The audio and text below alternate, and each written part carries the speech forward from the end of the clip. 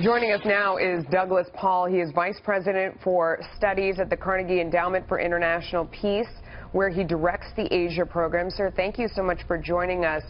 You recently wrote a compelling article on this subject talking about what an effective response might be. Let's walk through it a little bit for our audience.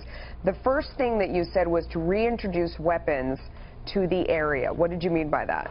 Well, I mean tactical nuclear weapons. We took them out in 1992. One of the reasons for doing that was to try to get talks going with North Korea. That's been unavailing. I think we need to level up the playing field a bit by letting them know calmly, coolly, that we are going to reintroduce them to our aircraft and ships in the region on a non-confirmed, non-denied basis. That is intended in part to reassure Seoul and Tokyo that they don't need to acquire these weapons of their own. So it's an effort to forestall further proliferation and send a strong message to North Korea. You also recommend getting even tougher than that, and that's specifically by breaking the IMF treaty. Well, the treaty binds the United States and Russia, but Russia has recently departed from the treaty, testing weapons that are banned.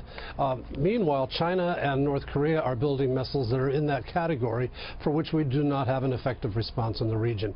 I think we should borrow Ronald Reagan's playbook from the 1980s when the Soviets put SS-20s in East Europe, and he, over great political opposition in Europe and the U.S., installed Pershing missiles in Europe, leveled the playing field, and then negotiated away both sets of missiles.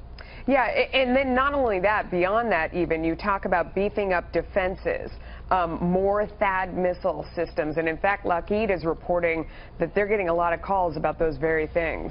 Well, not just THAAD, we also need mid-course Aegis-capable systems on board ships that would be on flight lines from North Korea toward various targets, including ourselves and the Allies.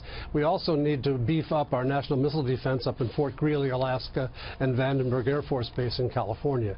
These are messages that will get both to North Korea and also to China, which is not really willing to step on North Korea because of that they feel that the costs are greater to them by pushing North Korea around than to meet our concerns. These three steps are aggressive, but they're logical. Is there any indication they're already going on? Not yet, no. We've had on the missile defense area, even the South Korean progressive government has talked about adding more THAAD missile launchers, and I think that's a sensible approach. But we have to think in terms of ourselves as well, so we need these mid-course interceptor capabilities as well as national missile defense. You also talk about setting up more covert options. What would that include? Well, again, look back to the playbook of Ronald Reagan in the 1980s when he, the Pope, and Bill Casey mounted massive covert operations in Eastern Europe. Today, we're spending about $7 million total with congressionally authorized funds to get radios and broadcasts into North Korea.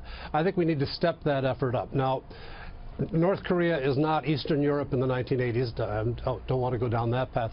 But there are new capabilities, cyber and otherwise, that should be fully funded covertly to let the regime know that it's in danger. Yeah. You know, net, all these things that you have suggested, recently North Korea has sort of been rewarded for their behavior with the last administration, giving concessions or loosening sanctions or trying to, bring them back to the table with economics. At this point, it seems like that certainly hasn't worked, and what you're prescribing is really getting tough, not just economically, but with weapons. What do you think the overall response is to that? Their response will be to reject it, and they're only going to respond when they feel that they're not getting what they want. President Trump's language is probably not where we need to go. We need to be like those cowboys in the old westerns who walk coolly and calmly but are well armed in dealing with these people. All right, we'll see. Thank you for your insight today. We appreciate it. You're welcome.